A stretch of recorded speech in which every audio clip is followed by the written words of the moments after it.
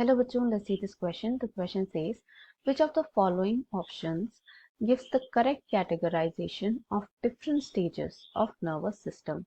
यानी हमें यहाँ 3 कैटेगरीज दी हुई हैं एंड इनमें से जो है हमें यहाँ पर 4 जो हैं ऑप्शंस दिए हुए हैं। हमें पता करना है कि कौन सा ऑप्शन जो है वो करेक्ट तरीके से इन तीनों स्टेजेस को डिस्क्राइब करता है। तो इस क्वेश्चन के लिए जो हमारा की कॉन्सेप्ट रहेगा, it is stages of nervous system.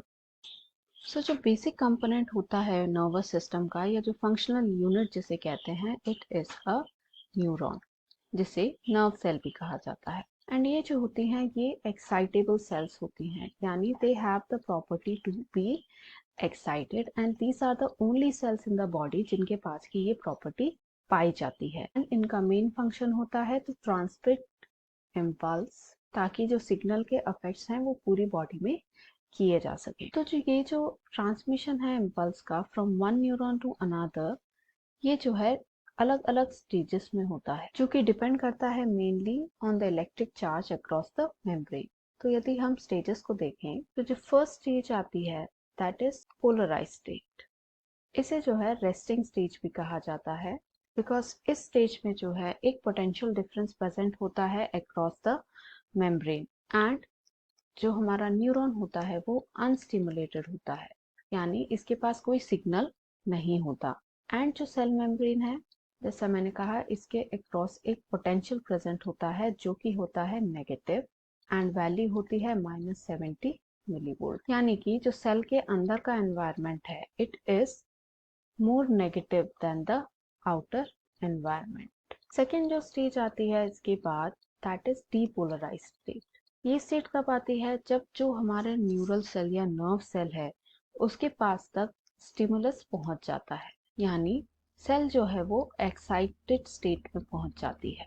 And ये कैसे होता है कि जैसे ही स्टिमुलस पहुंचता है उसके साथ ही जो सोडियम चैनल्स प्रेजेंट होते हैं वो ओपन हो जाते हैं। तो इसकी वजह से जो आउटर एनवायरनमेंट में, सेल के आउटर एनवायरनमेंट में जो सोडियम आयंस प्रेजेंट होते हैं उनका इन्फ्लक्स होने लगता है। तो धीरे धीरे जो मेम्ब्रेन के अंदर का एरिया है वो पॉजिटिव होने लगता है कंपेयर टू द आउटसाइड।